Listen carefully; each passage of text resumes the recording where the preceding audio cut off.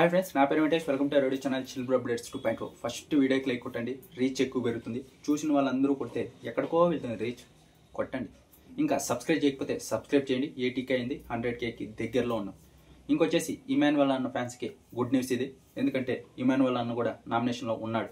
ఇప్పుడు ఖచ్చితంగా నామినేషన్లో ఉండాలి ఎవరైతే విన్నర్ రేస్లో ఉన్నారో, లేకుంటే ఇంకా దెబ్బ పడుతుంది. ఇప్పుడైతే ఇమాన్యువల్ కూడా నామినేషన్లో ఉన్నాడు. గుడ్ న్యూసే ఇది ఫ్యాన్స్కి. ఇంకా ఆ తర్వాత వచ్చేసి డీమన్ అయితే ఒక శబ్దం చేశాడు. ఏంటంటే టికెట్ టు ఫినాలే రేస్ నేనే కొడతా, ఆ టికెట్ ఖచ్చితంగా మీ అందరికీ నేనేంటో చూపిస్తా అని శబ్దం అయితే చేశాడు. ఖచ్చితంగా అతనే కొట్టాలి, లేకుంటే టాప్ 5లో ఉండడానికి కొంచెం కష్టం అవుతుంది. ఎందుకంటే సంజన గారు రీసెంట్గా టాప్ 5కి వెళ్ళిపోయారు. నిన్న ఏదైతే తన కోసం తను స్టాండ్ తీసుకొని సెల్ఫ్ రెస్పెక్టే ముఖ్యమని నించున్నారో అప్పుడు నెక్స్ట్ లెవెల్లో ఓట్లు పెరిగాయి. ఇప్పుడు కూడా గ్రాఫ్ పెరిగింది. మార్నింగ్ ఓ పోల్ పెట్టా, బాగానే పోల్లో కూడా పికప్ అయ్యారు. అలా ఇంకొచ్చేసి ఇక్కడ టాప్ 5లో ఉన్నది తనుజ ఉంది, కళ్యాణ్ ఉన్నాడు, ఇమాన్యువల్ అన్న ఉన్నాడు. ఇప్పుడు సంజన గారు కూడా టాప్ 5కి వెళ్ళిపోయారు. ఇంకొకరికి బ్యాలెన్స్ ఉంది. ఈ టికెట్ ఫినాలే రేస్ ఎవరు కొడతారో వాళ్ళ ముట్టుకు ఖచ్చితంగా టాప్ 5లో ఉంటాడు. డీమన్ కొట్టాలని చాలా రోజుల నుంచి నేను చెప్తున్నా. ఎందుకంటే కష్టపడుతున్నాడు, కొంచెము అలా ఉన్నా కూడా కష్టపడుతున్నాడు. టాప్ 5లో ఉండేదానికి అర్హుడు. వీళ్ళు టాప్ 5లో ఉంటారు నాకు తెలిసి, చూద్దాం. ఇంకా ఆ తర్వాత వచ్చేసి ఇక్కడ నామినేషన్లో ఫస్ట్ నామినేషన్ చేసుకున్నది ఎవరంటే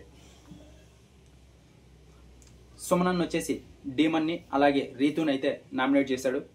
నిన్న ఏదైతే నాగార్జున గారు చెప్పకపోయింటే, ఒకవేళ ఎప్పుడు చూసినా సంజన గారి మీదే పడతావు, ఆ కారణాలు కూడా సరిగ్గా ఉండవు, ఒకసారి చూసుకో సుమను అని దానికే ఇప్పుడు రూట్ మార్చి డీమన్ అలాగే రీతు వాళ్ళ మీద నామినేషన్ చేసినట్టున్నాడు సుమనన్న. ఇంకా ఆ తర్వాత సంజన గారు వచ్చేసి రీతు అలాగే డీమన్ వీళ్ళనే చేశారు. ఇంకా వాళ్ళకి పాయింట్స్ ఉన్నాయి. ఏదైతే గొడవ జరిగిందో ఇంతకు ముందరం అలాగే సాటర్డే జరిగింది, దాని మీదే పాయింట్స్ పెట్టి రీతు అలాగే డీమన్ ఇద్దరిని నామినేట్ చేశారు. ఇంకా ఆ తర్వాత వచ్చేసి డీమన్ వచ్చేసి సంజన గారిని అలాగే తనుజాని వీళ్ళనైతే నామినేట్ చేశాడు.